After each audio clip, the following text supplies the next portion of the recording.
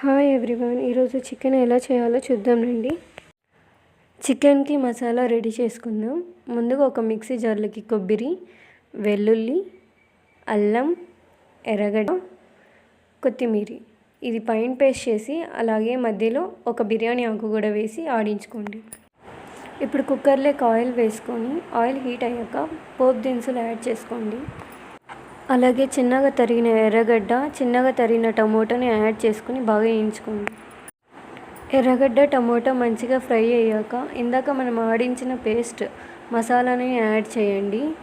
అలాగే వాటర్ని కూడా యాడ్ చేసుకొని మంచిగా మిక్స్ చేయండి.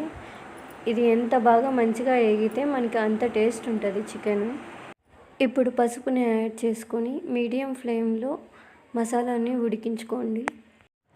ఇప్పుడు చూడండి, మంచిగా ఫ్రై అయిన మసాలాలోకి చికెన్ యాడ్ చేస్తున్నాను. చికెన్ యాడ్ చేసి మంచిగా కలుపుకోండి ఒకసారి. ఇప్పుడు కారం, ఉప్పు ఇవి రెండు వేసి బాగా ఒకసారి అంతా మంచిగా కలుపుకోండి. చికెన్ మొత్తం అంతా కలిసేటట్టు మసాలాలోకి. ఇప్పుడు తగినన్ని వాటర్ వేసుకొని మంచిగా ఒకసారి బాగా కలుపుకోండి. ఇప్పుడు కుక్కర్ మూత పెట్టేయండి.